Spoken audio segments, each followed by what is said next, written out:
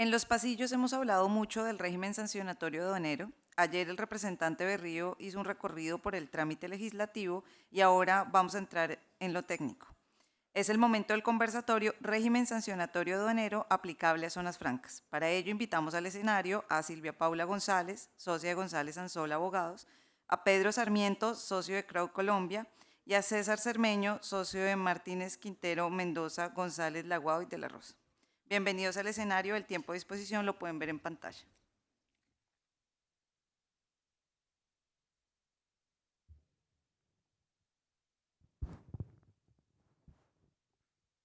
Hola, buenos días. Después de escuchar hablar de las dimensiones del bienestar emocional y sentirnos inspirados con el cuento de Carmen y la poesía, vamos a hablar del régimen procedimental de aduanero para la imposición de sanciones y el decomiso. Entonces, es, este tema, como todos los temas de procedimiento, es vital porque, como dice Oscar G. Chase en Derecho, Cultura y Ritual, la manifestación del litigio es una manifestación cultural. Al final el procedimiento, las sanciones reflejan los valores, las aspiraciones y los consensos de una sociedad.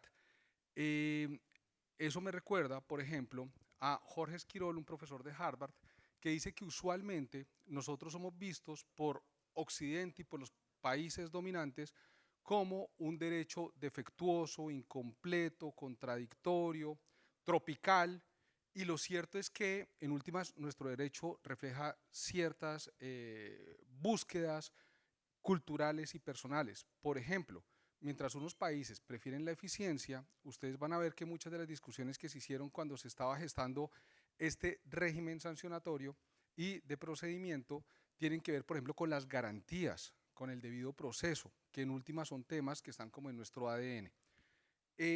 Vamos a hacer una charla que está motivada pues por el ciclo que parecía interminable de decisiones de la Corte Constitucional que declaraban la inexequibilidad o el diferimiento de la inexequibilidad del régimen sancionatorio que concebía el gobierno, siempre por delegación del Congreso. Esto en última lo que muestra también es un aspecto de nosotros y era el crónico fracaso del legislativo para asumir su responsabilidad, para definir con precisión técnica todos estos asuntos que nos atañen a todos los que estamos acá. Eso obviamente no tiene paralelo en ningún derecho comparado, eso generaba incertidumbre.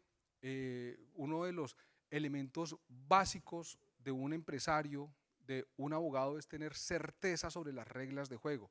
Y nosotros estuvimos en un espacio navegando sin saber exactamente cuáles eran las fichas que estaban en el tablero, y por eso pues creo que hay que celebrar que anteayer se conoció la ponencia positiva al texto del proyecto de ley en relación con esta materia. Entonces, como toda crisis, la crisis de no contar con un régimen procesal, Leonard Cohen dice que en toda grieta, las grietas son buenas porque por ahí entra la luz. Yo creo que dio la oportunidad de hacer consensos, de hacer debates, muchos de ustedes participaron en esas mesas, y eso tiene de bueno como de malo. Porque tiene de bueno, porque cuando se escuchó a los gremios, se escuchó a los asesores, se escuchó a los empresarios, a la academia, obviamente eso brinda legitimidad al régimen que antes no existía. Eh, Muchos de ustedes son autores intelectuales de varias de las normas positivas que trae este régimen. Pero ojo, también es un arma, porque después van a decir, eso salió, eso reviste ya de legitimidad. No es algo, esto fue algo que se discutió, esto fue algo que se planteó. Entonces tiene esa doble cara. Para conversar sobre lo bueno, lo malo y lo feo del régimen, vamos con la doctora Silvia Paula y el doctor Pedro Enrique, vamos a hablar de dos dimensiones. Primero, el tema de las normas transversales que no solamente afectan a quienes operan en zona franca, sino a todos quienes puedan estar involucrados en una operación aduanera. Y luego ya vamos a entrar en materia, a analizar algunos puntos específicos del régimen sancionatorio de zonas francas. Entonces, Para esta parte, si quiere, doctor Pedro, podemos empezar con su análisis. Bueno, muchas gracias. Un cordial saludo a mis copanelistas. Es un placer estar con ustedes, dado que la vida nos ha unido por largas gestiones de trabajo. A ustedes todos, a las cámaras de zonas francas, Angélica. Y aquí sí creo que uno de los puntos ya lo planteó César, y es que aquí nos debemos ya alegrar en primer lugar dentro de lo bueno, es porque tenemos una ponencia positiva. Y tal vez el primer elemento de lo que uno puede considerar que es bueno es estar conscientes de que la nueva legislación va a abandonar la idea de que el sistema se legitima por la intensidad de las sanciones, que era lo que teníamos del 920 hacia atrás. La nueva racionalidad y la diferenciación de la normativa y especialmente la consideración de algunos elementos tan importantes como los principios que los hemos considerado como la primer grupo de análisis de esta disposición. Y en este tema quiero hacer especial énfasis en que los principios, que a veces nadie los lee, son los que orientan toda la legislación que se pretende establecer. Y aquí estamos hablando de la prevalencia, por ejemplo, de lo sustancial, un tema que entró dentro de este nuevo elemento normativo, que es la incorporación del principio de la buena fe, que va a tener que ver muchísimo con las sanciones específicamente. Y un tema, César, que me gustaría muchísimo que usted después desarrollara, que es el de la lesividad, porque entre otras cosas, si estamos mirando nosotros la legislación internacional y hablamos de lesividad, tenemos que llegar a concluir que debe estar totalmente orientado este nuevo desarrollo normativo a sancionar cuando el Estado, por supuesto, sufre algún tipo de afectación y no solamente cuando se comete la falla o la falta, como reiterativamente lo señala la DIAN. La debida diligencia. Y la debida diligencia, entre otras cosas, porque una de las características de nuestro sistema aduanero es las sanciones objetivas, y no hay nada más lejano que la objetividad en la aplicación de las sanciones, y lo dice también la misma sentencia 72, que declaró inconstitucional el 920 y todas las arandelas al respecto, porque incluso trae como elemento referente el artículo 50 del CEPACA, que ordena que las normas no deben ser subjetivas, sino deben reconocer, de hecho, como hoy lo está haciendo de alguna manera la nueva legislación, que no haya culpa, y que si no hay culpa, el elemento fundamental es que no haya sanción, o sea, que hayan algunos de los elementos que deban ser objeto de corrección. El otro elemento de la segunda familia son los avances en la fiscalización y en el procedimiento. Se desarrolla una auditoría, esto es bien importante en el nuevo sistema, la auditoría posterior al despacho como mecanismo de apoyo, verificación y prevención. Se admite que la administración debe abstenerse de iniciar actuaciones cuando se trate de errores formales y no sancionables, que es un punto sobre el cual encontramos que de alguna manera el enunciado principal señala, pero que en muchos de los articulados perdidos dentro de la escritura de este proyecto de ley desaparece. O sea, ahí hay que entrar a hacer unas revisiones importantes, que sería lo que podríamos llegar a considerar en alguna medida de lo feo. Un avance importante, César, en materia de aprehensiones y decomisos, en la medida en que se reduce el número de estas causales, y ojalá, aunque no son todas así, sean causales objetivas, es decir, que el elemento de subjetividad que antes reinaba en la forma como aplicaba la autoridad tributaria las normas, aquí no sean la materia fundamental de análisis, aunque, entre otras, toda la legislación internacional, partiendo del Kioto mejorado, de la legislación que recomienda la OCDE, de los señalamientos y recomendaciones que ha dado la Unión Europea, hablan de la doble instancia, y nosotros nos estamos quedando solamente con un comité de aprehensiones que revisa, delibera, recomienda, aconseja, pero que no tiene ningún tipo de actuación de carácter obligatoria. Lo ideal, y muy seguramente si hay tiempo lo podemos señalar, como lo tiene Europa y como lo tiene parte ya de América Latina, que la doble instancia se consolide a través de la creación de un tribunal fiscal independiente de la administración tributaria, que impida que tengamos que llegar como ahora al contencioso cada vez que tenemos un elemento en contra o por lo menos no estamos de acuerdo con la DIAN. La tercera familia que consideramos dentro de lo que aquí se hizo está en la racionalización de la aprehensión y el decomiso, adicionalmente con un procedimiento bastante estructural, con unas causales que bajan de 42 a 27 como lo habíamos señalado. Y en el régimen sancionatorio, el artículo 39 es importante porque redefine el decomiso como una potestad difusa de control y le da específicamente un proceso claro de tipificación. Era difuso, hoy trata de que sea típico, de que sea claro, con causales que por lo menos están previstas en la respectiva ley. Y el tema de la tipificación, que muy seguramente también la analizaremos acá, sí que es importante, porque si una norma está tipificada, quiere decir que toda su expresión jurídica está incluida en la ley y que por lo tanto no le estamos dejando a la legislación venidera esos espacios en blanco que tanto mal le pueden causar a la juridicidad.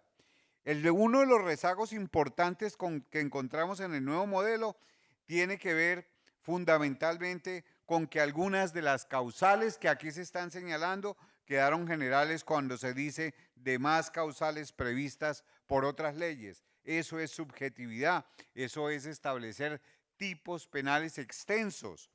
El segundo sesgo en lo conceptual, aunque en el esquema nuevo reduce las causales, tiene que ver con el cumplimiento de los trámites aduaneros que también como vía general se están estableciendo en ocasiones como elementos objeto de sanción.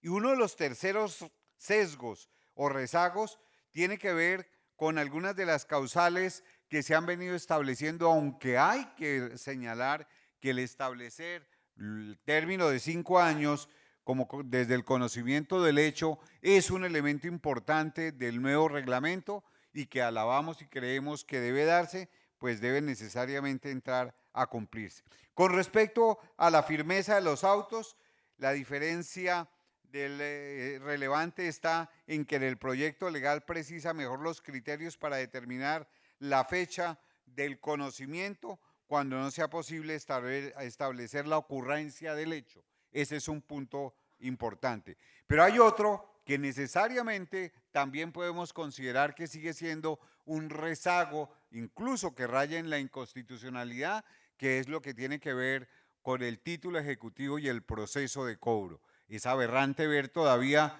cómo en una ley de la República, violando además el correspondiente estatuto como el CEPACA, se considera que la vía gubernativa termina y que cuando termina la vía gubernativa el correspondiente título es claro, expreso y exigible, así se tenga todavía que concurrir al contencioso y por lo tanto nos vamos a ver abocados, si no cambian el tenor literal, a que una vez agotada la vía gubernativa nos lleguen los embargos de la DIAN. Es decir, que hay unos ajustes que necesariamente tienen que llegar a darse y consideramos que a pesar de que es un efecto positivo lo que se ha hecho con la ponencia unificada, ahora viene otra fase que son los ajustes que muy seguramente el sector privado le pedirá de manera intensiva al Congreso de la República, que no en todas las ocasiones mejoran la ley, porque entonces allí tendremos que comenzar a ver el artículo César Cermeño, el artículo Silvia Anzola, el artículo Pedro Sarmiento, dependiendo del lobby que hagamos, y acabamos, como hemos acabado con mucha de la legislación, con la intención de hacer una norma jurídica, clara y especialmente constitucionalmente sostenible.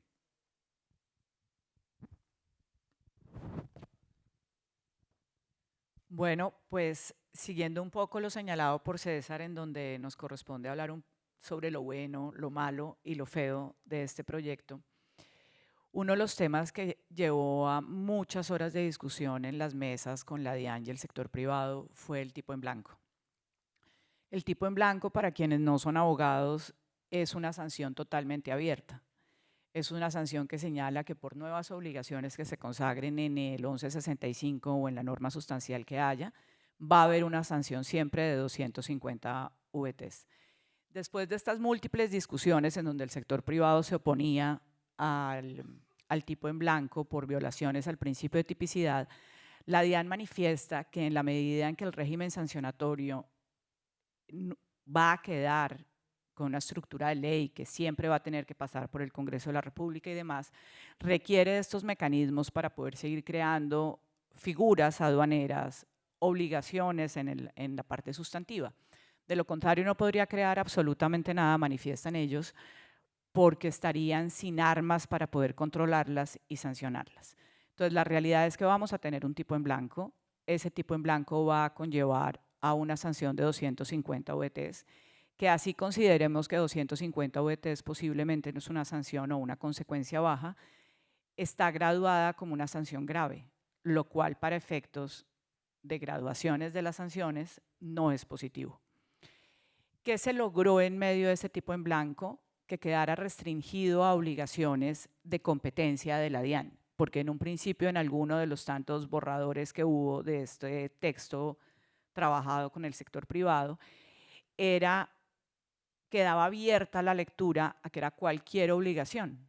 Entonces, cualquier obligación en materia de comercio exterior y aduanas, pues podía llegar a ser impuesta por Minminas, podía llegar a ser impuesta por una superintendencia con relación a una restricción legal o administrativa. Entonces, ya por lo menos quedó claro que se deben ser obligaciones 100% aduaneras y de competencia de la administración. Sin embargo, pues es una realidad que vamos a contar con un tipo en blanco. Ese tipo en blanco va a tener que ser analizado por la Corte Constitucional, en mi concepto, porque la Corte, por más de que en otras sentencias haya señalado que las regulaciones en materia administrativa pueden llegar a tener esta flexibilidad a nivel sancionatoria, la misma Corte a nivel de aduanas en los últimos años nos ha recordado que el régimen sancionatorio es exclusivo del Congreso de la República, que el régimen sancionatorio aduanero, y que esa exclusividad del Congreso de la República, y eso es lo que nos trae hoy a que no tengamos o a que estemos trabajando más bien en este proyecto, esa exclusividad del Congreso de la República implica que absolutamente todo el régimen debe quedar en manos de ellos. Por lo tanto, ¿hasta qué punto, y valdría la pena que la Corte lo analizara, viene siendo constitucional el tipo en blanco en materia sancionatoria cuando la misma Corte en los últimos años al área aduanera exclusivamente le ha recordado que es un tema 100% de Congreso? Entonces, pues este es un tema no bueno, bastante malo o feo en mi concepto del tipo en blanco, pero pues la administración también hay que entenderla en el sentido en que tiene que tener armas para poder crear figuras y poderlas controlar. Eso con relación al tipo en blanco. Hay un tema bastante positivo que es la reincidencia. Cuando en noviembre del 2025 la DIAN radicó su primer proyecto, tenía un artículo, un parágrafo que señalaba que por un número de sanciones, de infracciones graves, que eran 4 si no estoy mal, la consecuencia era la cancelación. Esa reincidencia es gravísima, porque fuera de eso el periodo de tiempo era un periodo muy corto. Cualquiera podía llegar a cometer ese número de infracciones en ese periodo.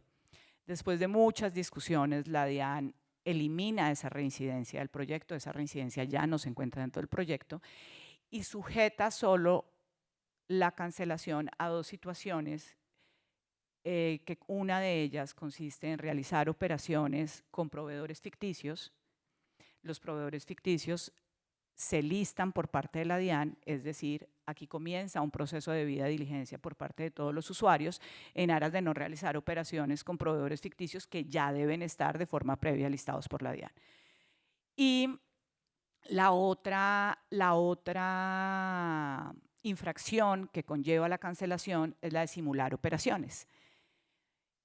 El verbo simular, que siempre había sido tan discutido en las diferentes normas, en esta creo que tiene algo positivo, es que lo define. Dice qué es simular. Entonces, por lo menos, así no nos guste la consecuencia de la cancelación, tenemos claro que va a entender la administración por simular y la interpretación se va a ver limitada. No obstante, en ese mismo artículo hay algo que no es positivo, y es que también conlleva la cancelación el realizar operaciones con documentos que no corresponden con la operación comercial. Eso a hoy es exclusivamente una causal de aprehensión.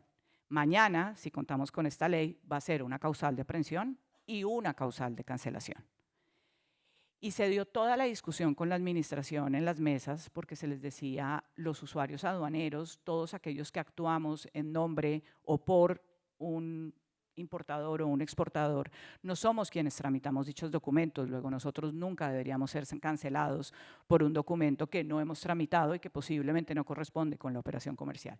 Pero la administración lo dejó ahí en aras de, pues para ellos era una consecuencia totalmente diferente a la de la causal de aprehensión y es algo lo suficientemente negativo que amerita la causal de cancelación de acuerdo con lo señalado por la DIAN. Entonces son temas positivos, pero hay que leerlos bien porque puede llegar a tener, por faltas de debidas diligencias, unas consecuencias bastante graves. Pero pues no todo es malo. También hay unos temas bastante positivos a nivel del mantenimiento de los registros de las infracciones.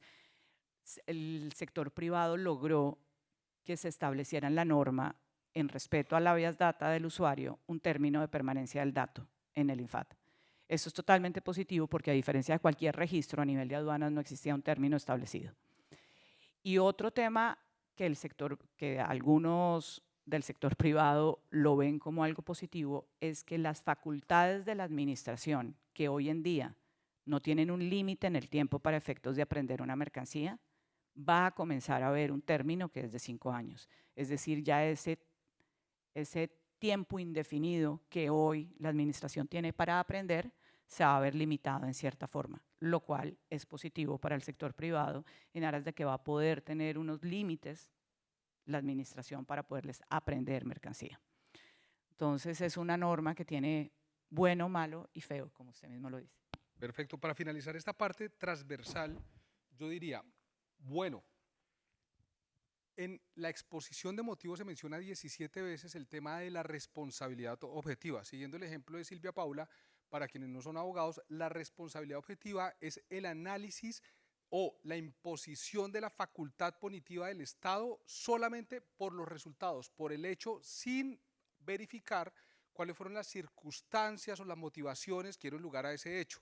Eso es muy peligroso porque da lugar a ciertas arbitrariedades, a ciertas injusticias, y por eso creo que es muy positivo que en la exposición de motivos, en las discusiones que se hicieron del proyecto, se pusiera sobre la mesa el tema de revisar los aspectos de voluntariedad, de debida diligencia, de autocorrección y algunos de estos puntos que por lo menos estuvieron en las discusiones.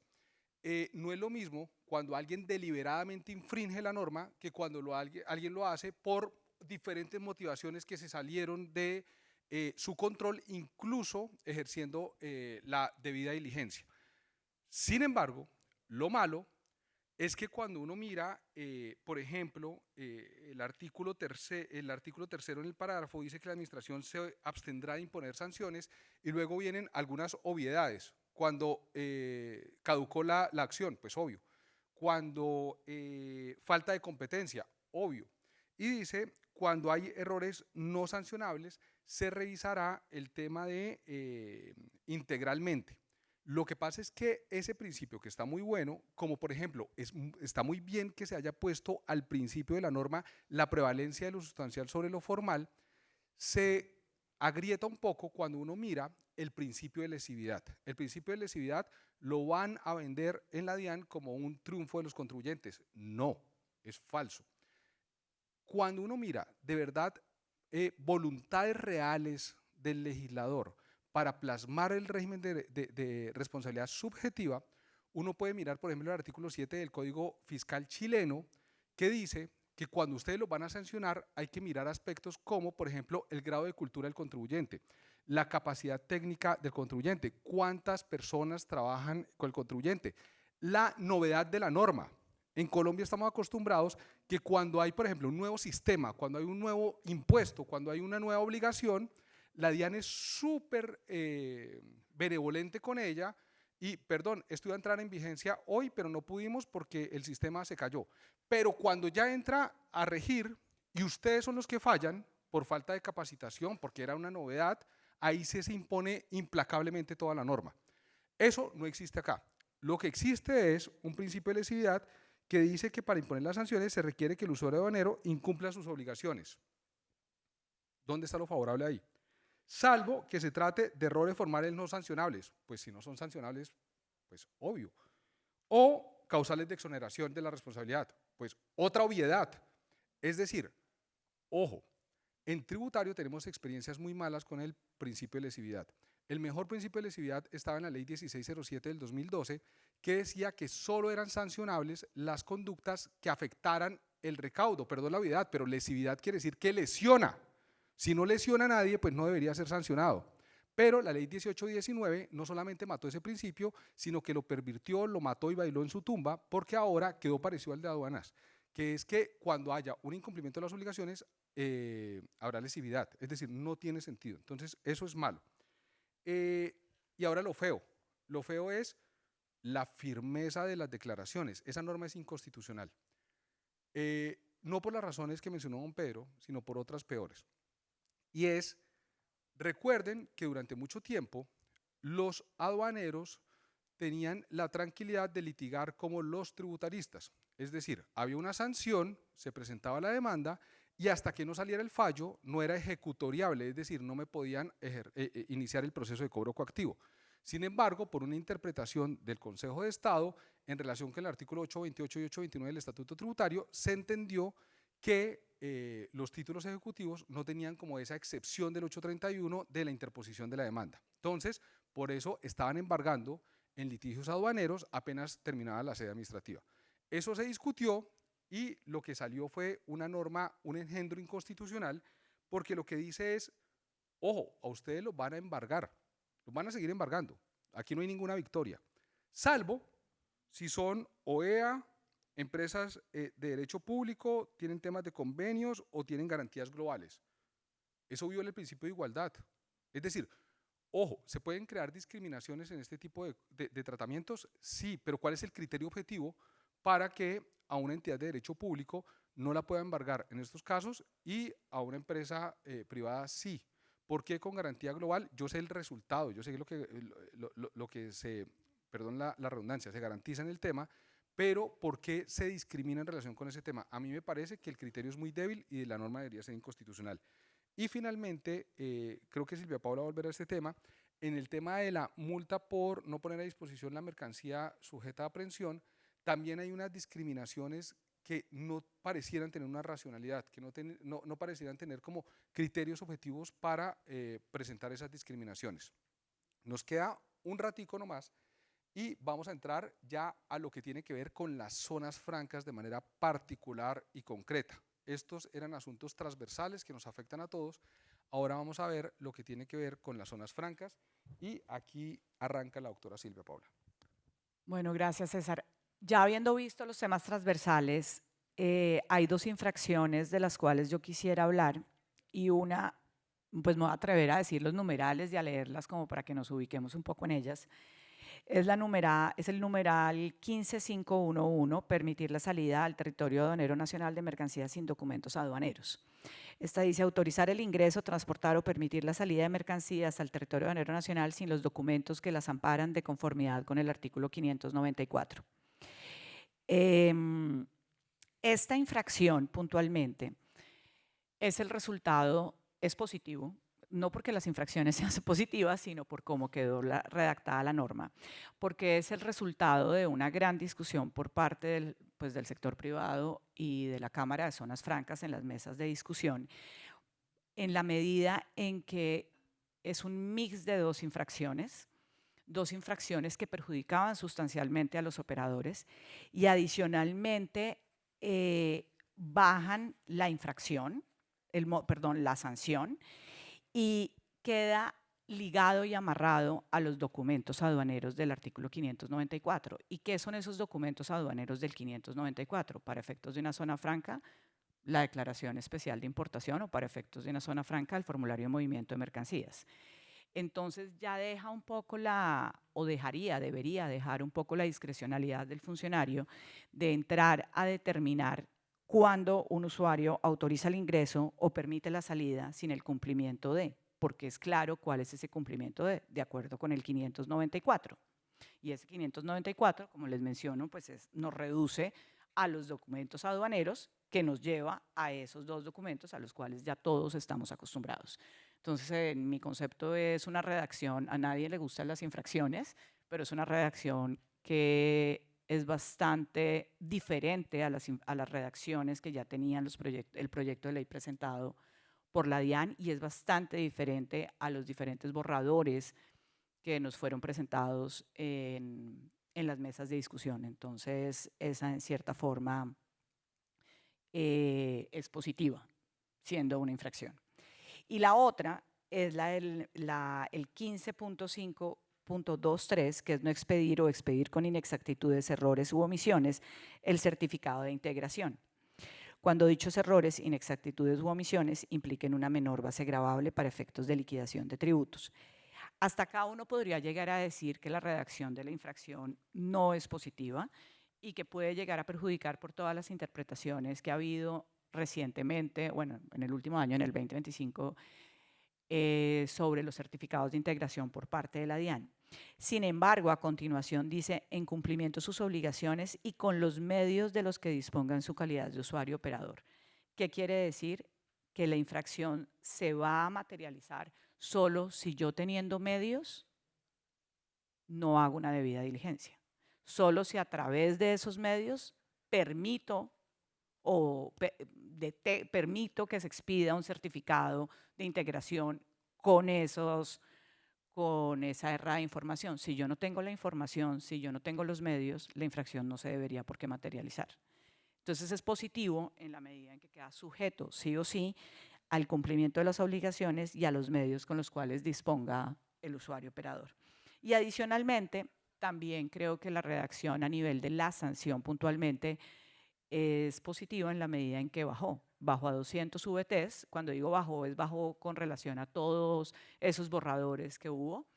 Y al bajar a 200 VTs, por más de que sanción sea sanción, así sean solo 200 VTs, es una sanción leve y deja de ser grave. Y eso a nivel de gradualidad es bastante positivo. Entonces creo que estas dos infracciones, por más de que sean infracciones, la redacción quedó mucho más ajustada y mucho más sensata. Bueno, sin embargo, este es un tema también que tiene de largo y de ancho, ¿no?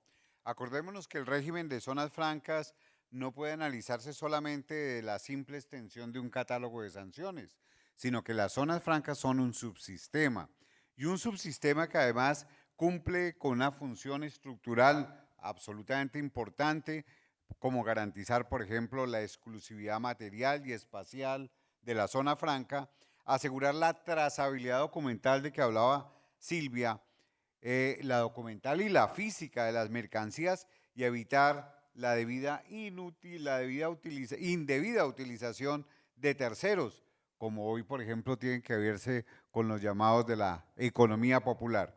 Entonces, sobre esa base, entre otras, los usuarios de zona franca, pues juegan cada uno un papel muy importante, entre ellos el usuario operador. Y hay algunas tesis que muy seguramente tenemos que mirar y perfeccionar en este nuevo régimen sancionatorio, y hemos formulado 3 tesis. La primera, en materia de zonas francas, la infracción verdaderamente relevante no es cualquier incumplimiento formal, eso no es lo que se debe sancionar, sino aquella que conduce a romper el principio de la exclusividad. Acordémonos que la zona franca es un subsistema. Entonces aquí vemos a diario cómo todos queremos trabajar desde París, desde Nueva York, desde cualquier lugar, porque el principio de exclusividad debe ser lo más flexible. Pues en última, lo que estamos rompiendo desde el punto de vista constitucional es uno de los elementos de la naturaleza del subsistema, y es el que tiene que ver con la exclusividad, y especialmente cuando se permita la salida irregular de mercancías o se desarticule el vínculo entre la mercancía, el documento y el usuario calificado. 3 elementos básicos del análisis.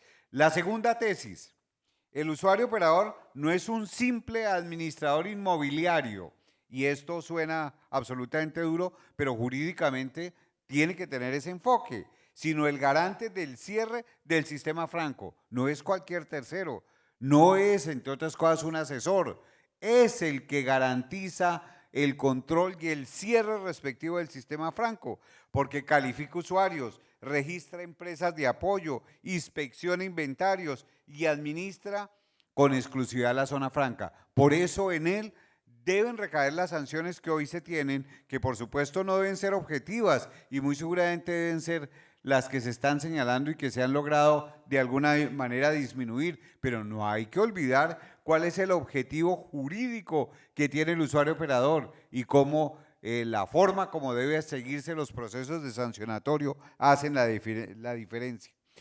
El formulario de movimientos de mercancías no es una simple formalidad logística, constituye la prueba mínima de correspondencia entre el hecho físico y la autorización jurídica de movimiento. Y nuestra cuarta tesis, la apertura del régimen a empresas de apoyo, a personas y unidades de economía popular, no es incompatible por sí sola con la zona franca, sino surge el riesgo cuando esos terceros sustituyen de hecho al usuario calificado y ejecutan la totalidad de la actividad autorizada. Y lo peor es que no encontramos ninguna sanción tipificada para esta actividad y eso sí iría en forma absolutamente directa contra los principios del subsistema de zona franca. Yo creo que muchas cosas podríamos hablar sobre la exclusividad versus la permeabilidad de la zona franca, que pues necesariamente deben estar tipificadas con sanciones, pero claramente expuesta para evitar, entre otras cosas, que muchas de las actividades que se realicen en zona franca, como ventas, por ejemplo, estén violando ese principio de exclusividad. Y encontramos, entre otras cosas, algo que se hizo con bondad y al respecto de las sanciones de los usuarios comerciales, se unen a los de los usuarios industriales de servicios, pero no se deja la diferenciación de cuál es la esencia de cada uno de ellos dentro del respectivo subsistema. Muy seguramente este error que está en el proyecto debe entrar a subsanarse. Pero definitivamente, tal vez como conclusión, tenemos que dejar que en el análisis del régimen sancionatorio que impregna las zonas francas, el usuario operador no puede olvidar que es el agente de cierre que garantiza el sistema y que como es usuario de cierre, tiene unas condiciones de cumplimiento, de verificación, de seguimiento, de aprobación y unas incompatibilidades que deben ser absolutamente claras porque debe ejercer la función de cierre, de vigilancia y de control. Lo que no controle el usuario operador lo debe controlar la DIAN y creemos que si tenemos un instrumento claro en donde el usuario operador ejerce con plenitud su función, pues tendremos menos presencia de la DIAN y más trabajo mancomunado y claro. Ese es un punto que muy seguramente el régimen sancionatorio sí ha mirado, pero que de alguna forma en su última expresión por lo menos ha disminuido la sanción y de alguna forma ha dejado más claro de lo que existía anteriormente. Un punto que se me olvidó en la parte transversal es que el proyecto tiene una curiosidad perversa que de hecho yo no había visto ni la doctora Silvia Paula, sino que esta mañana nos mencionó don Pedro, y es que trae amnistías. Eso es raro, o sea, un compendio Es normativo, un perverso estatuto, técnicamente, un pero código con amnistías, es un contrasentido, o sea, y sobre todo cuando uno mira dos cosas. Uno, la Corte Constitucional varias veces ha castigado las amnistías, más allá de que nos gusten a nosotros o a los clientes morosos, pero el tema es, la Corte Constitucional ha castigado muchas veces la amnistía diciendo que la práctica recurrente de amnistías distorsiona el sistema y de hecho dice que es aberrante porque castiga al cumplidor y premia al incumplido. De hecho, entonces la noticia es, creo que tienen como hasta el 30 de julio para incumplir. O sea, si quieren pueden hacer la apuesta. O sea, pues incumplan, porque para eso, como viene una amnistía, pueden hacer esa apuesta racional. Segundo, sería la tercera amnistía este año. La del estado de emergencia que se acaba de caer, que está ahorita vigente hasta la próxima semana para los morosos y hasta el 30 de junio o hasta que la Corte lo tumbe para las conciliaciones y para las terminaciones por mutuo acuerdo, y esta, es decir, 3 amnistías en casi que un semestre. Ese es un punto que de verdad es extraño. Y lo último, y ya para terminar, nos quedan... perdón, beneficios. Pero antes de, nos quedan solo 6 minutos. esta última partecita la vamos a hablar y aquí estamos copiando al doctor Edwin González cuando termina sus ponencias con la lista de deseos. Es decir, ¿qué falta? Ojo que todavía esto no se ha terminado. Acaba de empezar su trámite legislativo. De hecho, aquí viene otra rareza y es que se está presentando por el gobierno como esto es lo que toca aprobar. Y claro, todos tenemos afán, pero el seno natural para la deliberación es el Congreso.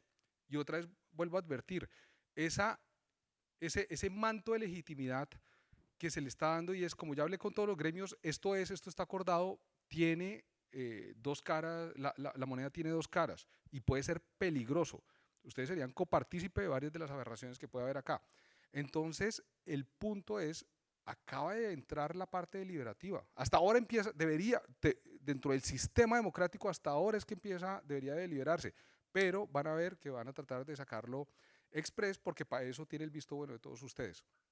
¿Le puedo hacer una pregunta? Sí, señor. Claro, me encantaría rajar al profesor.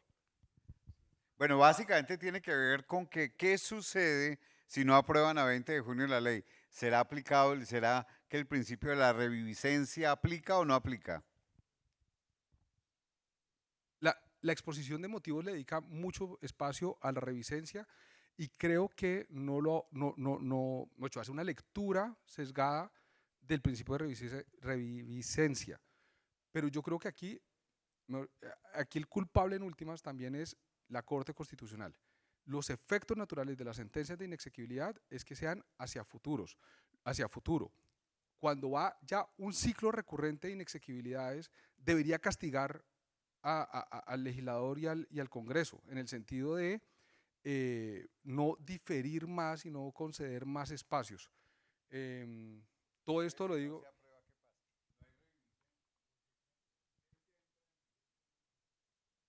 Si hay reviviscencia Posiblemente no. Posiblemente no, porque el 1165 se cayó precisamente porque declararon inexequible la ley, el entonces artículo quedaría de la vigente ley la en el 920. posiblemente el Pero no puede haber 2685. limbo. La DIAN Posiblemente el 2685. la no DIAN dice que se corresponde. pierden 8 billones porque todo sería nulo. 8 billones. Es que con el simple hecho de que el 20 no esté sancionada la ley, todos Y los es que no va a procesos el estar 21 se sancionada. caen. No va- Todos los procesos se caen el 21. Por eso, pero no va a ser sancionada. Lo cual el es 20, mira tú, gravísimo. gravísimo. Por eso no hay reviviscencia, no hay nacimiento automático de ninguna norma y pues definitivamente mi doctora Silvia, el reino de los asesores acaba de llegar. Bueno, hablemos de la parte de lo que queremos. No, pues yo creo que Dale. mi primer deseo es que el 20 tengamos una ley sancionada. Ese es mi primer deseo, porque a nivel de país y a nivel de contrabando sería gravísimo no tener una ley sancionada. Sería la incertidumbre jurídica más grande. Por más de que en este momento estemos pensando que se nos van a caer absolutamente todos los procesos, ojalá se nos cayeran todos, ojalá las sanciones no las pudieran imponer, pero la realidad es que las consecuencias de no tener un régimen sancionatorio el 20 de junio serían catastróficas para el 8 país. billones, vale. Catastróficas. Sí, estaríamos en un escenario post-apocalíptico, pero lo que digo es, que tampoco reine el afán. Sí, de Por acuerdo. el sacrificio del afán, ojo, estamos en la parte deliberativa, que es el escenario natural para discutir una ley. Entonces, pero siento también que se está vendiendo como esto fue lo que quedó y tiene el aval de toda la sociedad civil. Y creo que todavía hay venas abiertas, ¿no? O sea, hay varias venas abiertas que vale la pena seguir discutiendo y no tragar enteros. Doctor Pedro, Sí, remate usted. mis deseos, yo también tengo deseos, ¿no?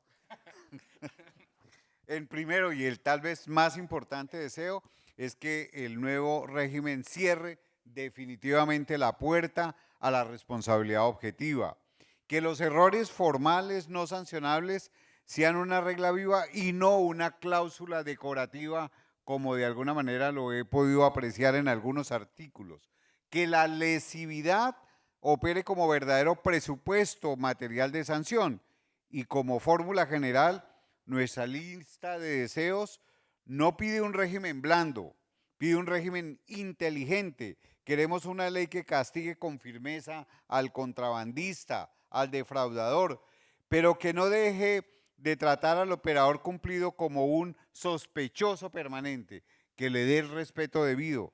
Queremos tipicidad estricta, lesividad real, autocorrección, gradualidad, debida diligencia, administración del riesgo y procedimiento con garantías, así la ley nos salga el 20 de junio. Después de eso me toca cerrar, no sé cómo, pero retomando con la ponencia del anterior conferencista, existe un valor psiquiátrico en la teoría post-freudiana de Jung, que es la predictibilidad. Yo soy más feliz entre más pueda predecir cómo me va a recibir mi esposa después de haber pasado la noche ayer en Cartagena. Es decir, si no sé cómo me va a recibir, voy a estar frustrado, voy a estar ansioso, voy a estar enfermo.